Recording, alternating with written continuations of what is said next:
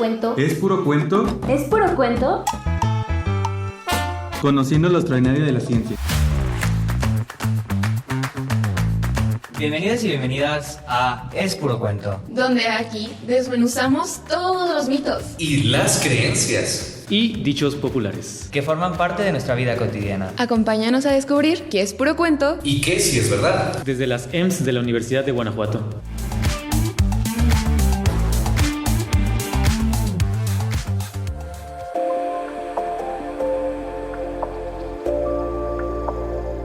El día de hoy estamos en Es Puro Cuento, conociendo lo extraordinario de la ciencia.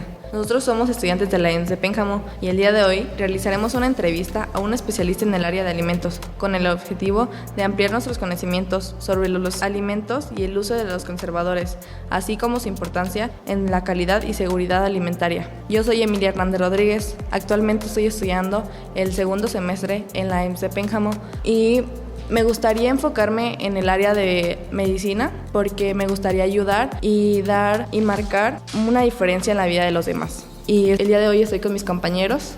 Dayana Guadalupe Rodríguez Navarrete, estudiante del segundo semestre de la EMS Pénjamo, y me encuentro en el programa Es Puro Cuento, conociendo lo extraordinario de la ciencia, y me gustaría estudiar medicina o ingeniería. Mi nombre es Gabriel Tafoya y soy alumno del cuarto semestre de la Escuela de Nivel Medio Superior de Pénjamo. Me gustaría dedicarme a ciencias políticas y lo veo como una gran oportunidad. Hola, soy Ángel Leonardo Ramírez Juárez de la EMS de Pénjamo. Actualmente curso el segundo semestre, me gustan las matemáticas y me gustaría especializarme en ingeniería o medicina.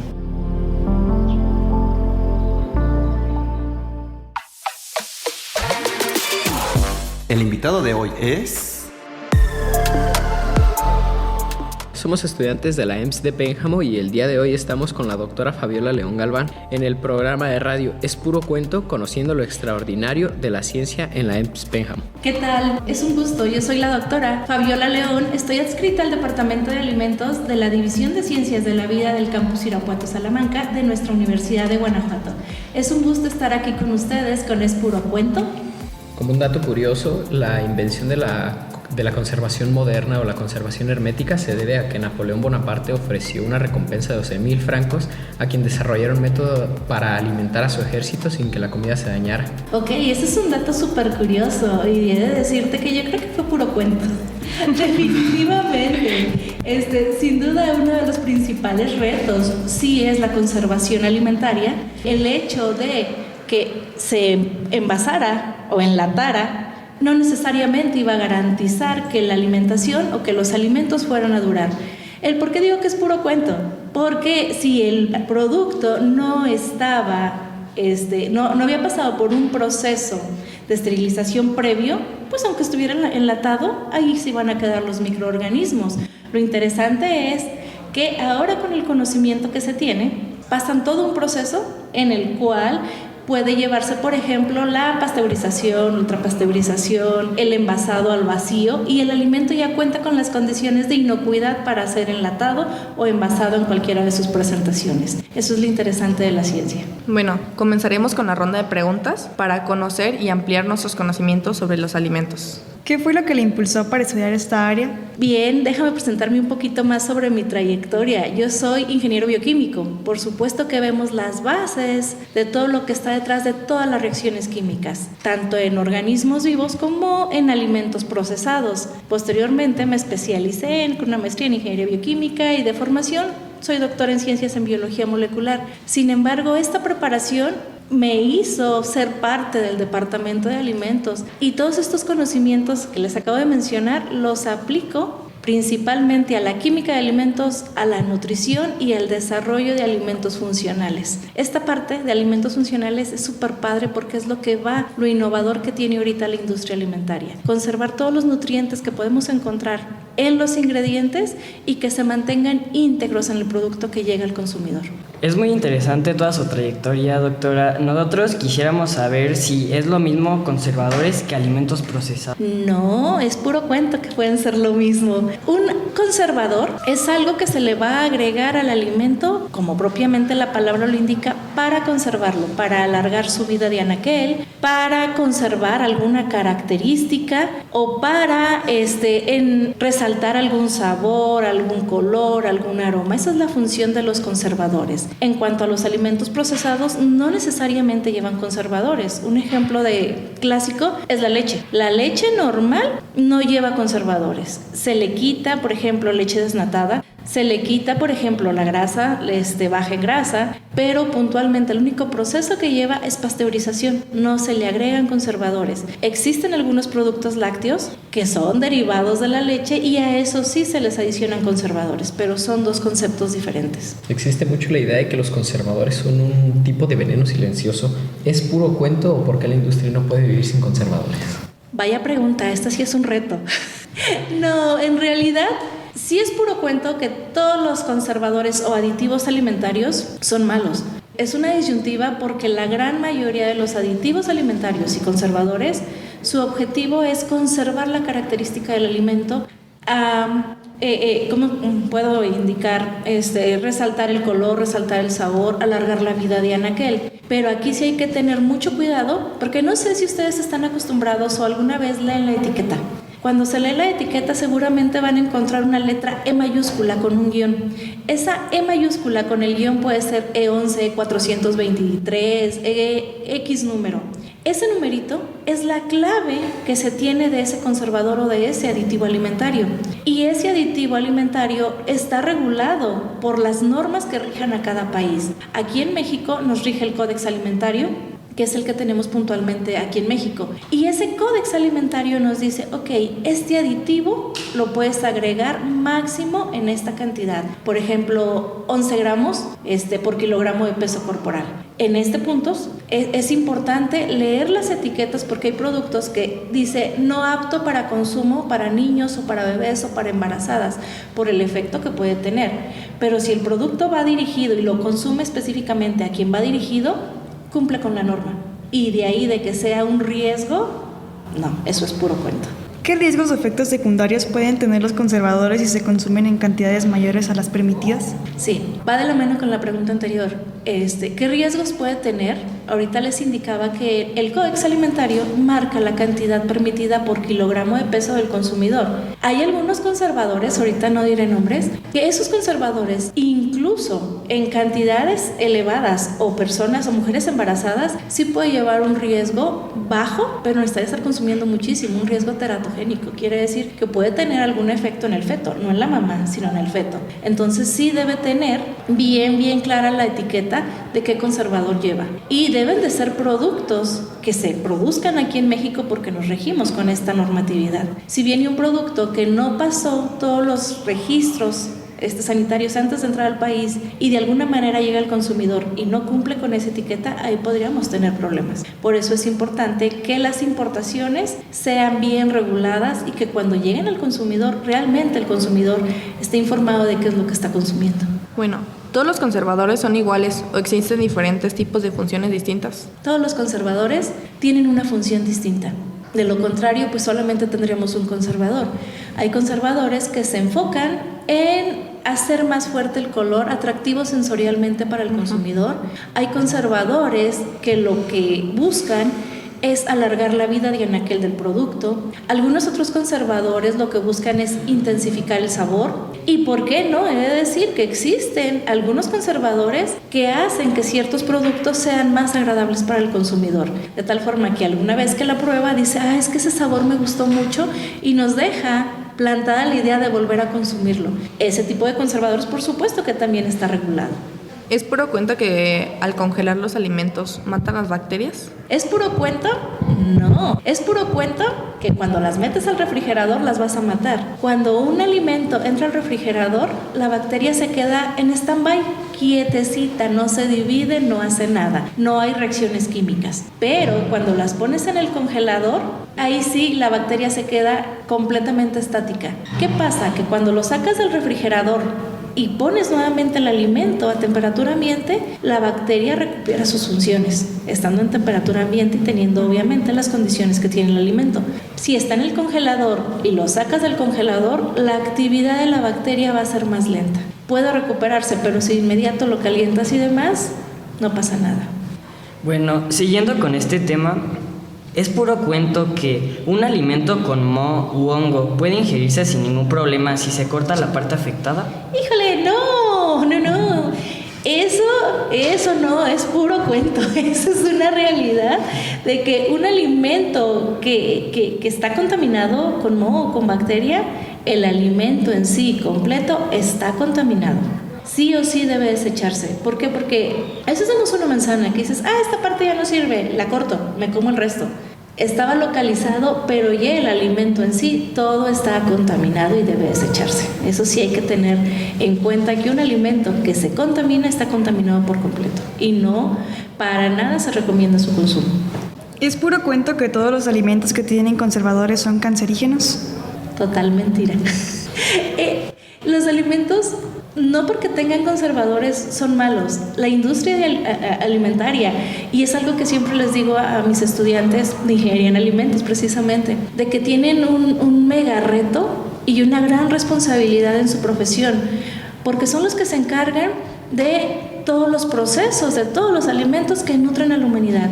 O sea, sí o sí debe existir un ingeniero en alimentos. Y ese ingeniero en alimentos debe cerciorarse que el alimento sea adecuado para el consumo humano, debe cerciorarse que el alimento cumpla con las normas, que sea nutritivo y que además de todo no represente un riesgo para el consumidor. De tal forma que cuando se le agregan los conservadores o aditivos alimentarios están perfectamente regulados y el ingeniero en alimentos sabe cuál es la cantidad que le debe poner, de tal forma que no represente un riesgo para el consumidor. Entonces no, detrás de una industria alimentaria que nutre a la humanidad están los ingenieros en alimentos que cuidan todos estos procesos para que este tipo de daños no llegue al consumidor. ¿Qué tipos de alimentos suelen llevar más los conservadores y por qué? Me voy a desviar a lo mejor un poquito en la pregunta o la respuesta. Venimos de un mundo altamente industrializado. Yo creo que tenemos, o sus papás al menos, esa parte de todo lo compro, todos los alimentos procesados. Y llegó un punto donde toda la población básicamente dejó de lado la alimentación con alimentos frescos. Ahora viene una nueva generación donde se centra en quiero dejar de comer un alimento procesado, prefiero lo fresco a lo procesado. En realidad son tendencias. Lo procesado se cuidan las condiciones igual que el alimento fresco. Obviamente lo que se busca es que el alimento procesado no pierda esas características. Si lo tomas en alimento fresco, las vas a obtener. Entonces, retomando la pregunta, ¿qué pasa con los alimentos procesados? Hay regiones donde todavía el acceso se tiene únicamente a los alimentos procesados. Hay regiones donde el acceso a la alimentación se tiene únicamente en alimentos frescos. Y notablemente detrás de estos dos tipos de alimentación siempre hay un ingeniero en alimentos. Bien, entonces, ¿cuál diría usted que es la mejor forma para conservar los alimentos en buen estado? Nuevamente haciendo la promoción en ingeniería de alimentos, lo ideal para conservar alimentos frescos, bien lavados, bien conservados y a la temperatura que debe ser, refrigeración o congelación. En un alimento procesado es súper importante que la cadena de proceso agregue el aditivo adecuado, se lleve a cabo el empaquetado como debe de ser para conservar esas características. Muchas veces se utilizan empaques opacos, no sé si lo han visto en algunos productos, y eso es con la finalidad de prevenir oxidación lipídica o prevenir la degradación de vitaminas. En estos ambos casos hay que ser bien cuidadoso del tiempo que un producto fresco se mete al refrigerador, cuánto tiempo. Existen unas tablas que dicen una lechuga en un refrigerador, una lechuga fresca, no te va a durar más de 6 días. Ok, 6 días, ya chequé que tiene 6 días, probablemente hay proliferación microbiana. Entonces hay que sacar ya esa lechuga. Alimentos procesados siempre tienen una fecha de caducidad y esa fecha hay que respetarla sí o sí. Nada de que, es una lata, no se abrió, no le pasó nada. Por supuesto que si la fecha de caducidad fue ayer, ese alimento ya no puede consumirse. ¿Y es por cuento de la tecnología o llegaremos en algún futuro a ya no necesitar de la refrigeración o de químicos? Formulo nuevamente la pregunta.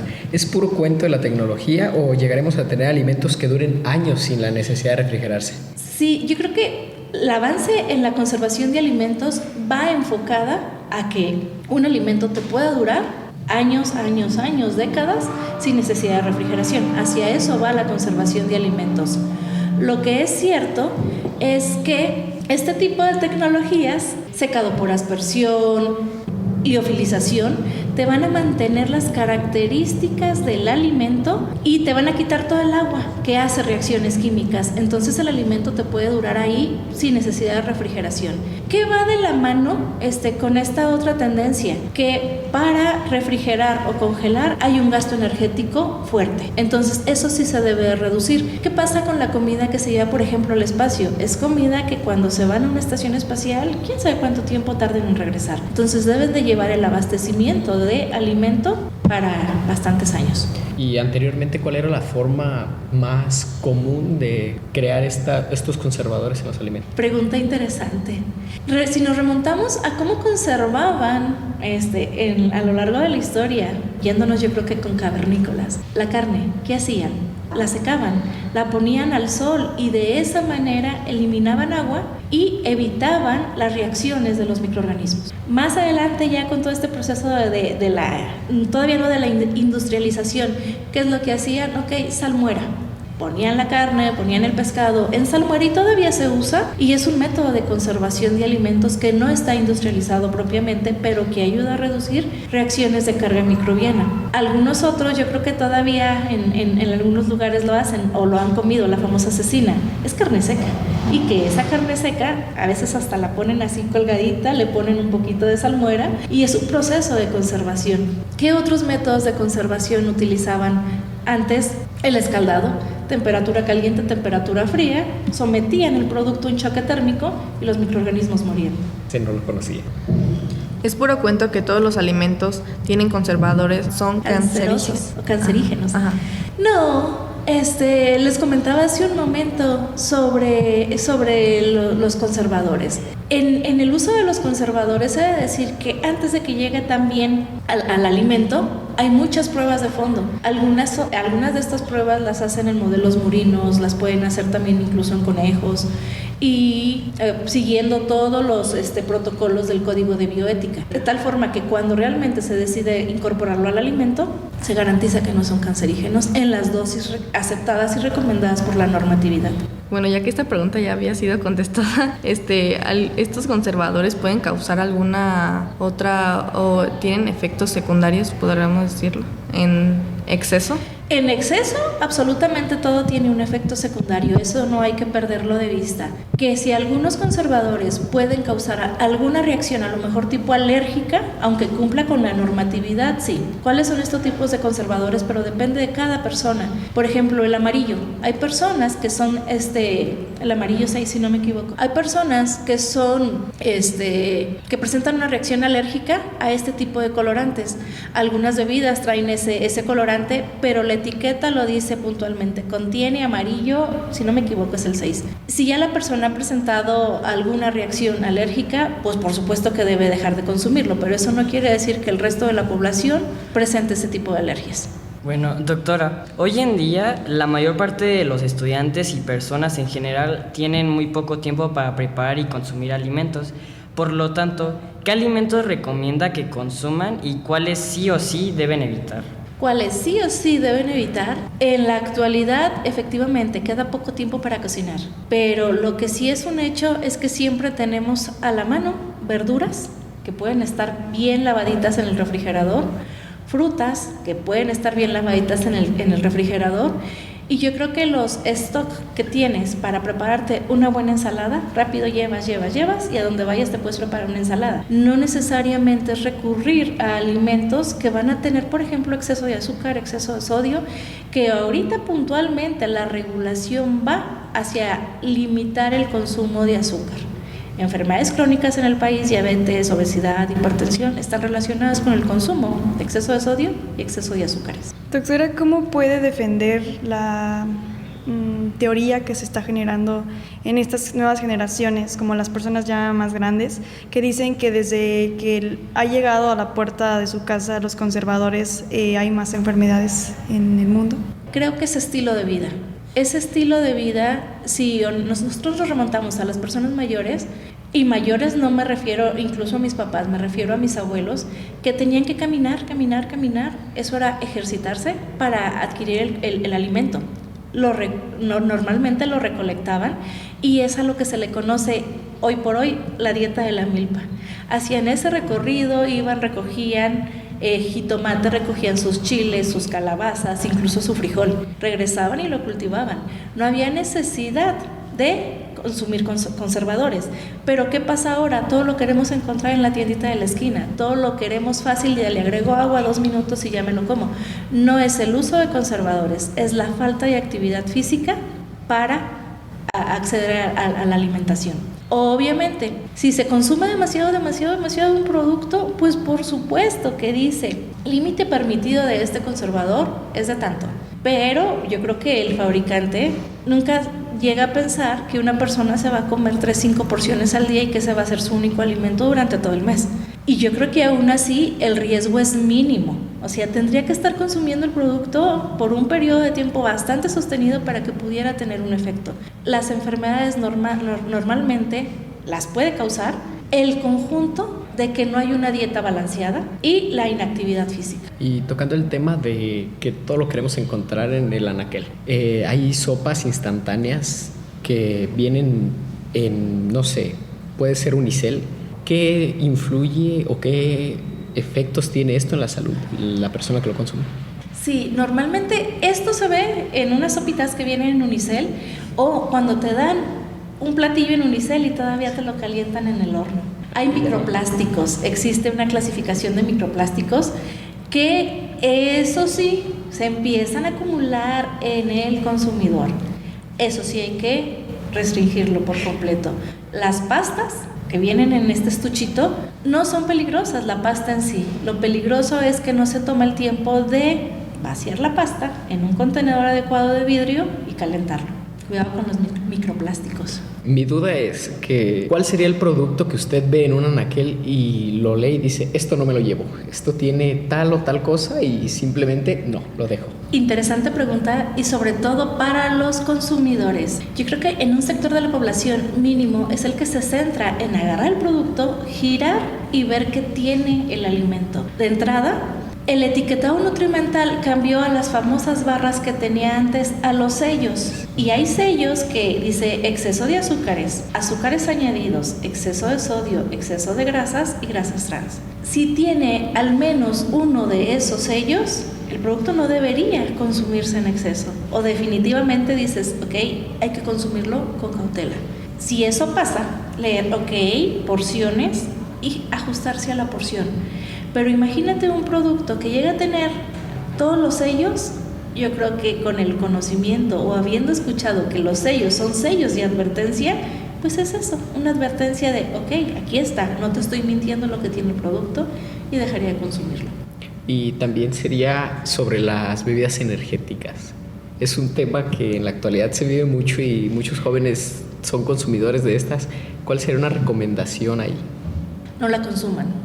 Nútranse adecuadamente. Tanto las bebidas energéticas como el exceso de vitaminas, que solamente personas con una desnutrición severa es a quienes se les puede recomendar. Una persona que tiene una alimentación bien, 3 comidas al día, no estoy hablando de snacks ni nada, 3 comidas al día, que sí cuida ligeramente que esté balanceado, no necesita bebidas energéticas. ¿Quién necesita una bebida energética?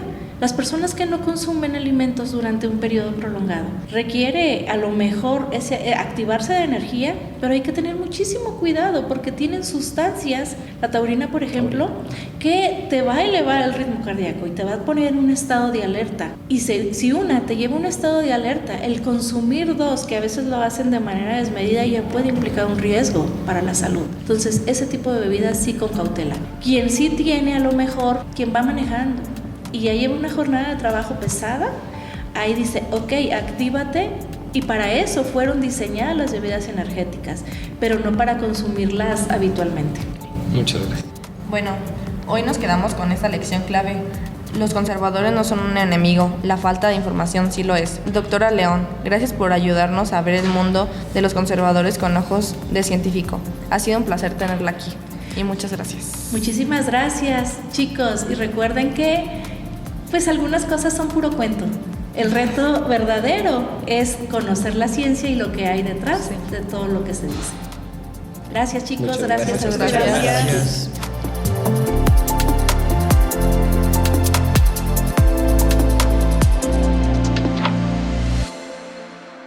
Recuerda, síguenos en nuestras redes sociales, Facebook e Instagram, como Eureka. También puedes escribirnos todas tus dudas, comentarios o mandarnos saludos al número 473-152-8067.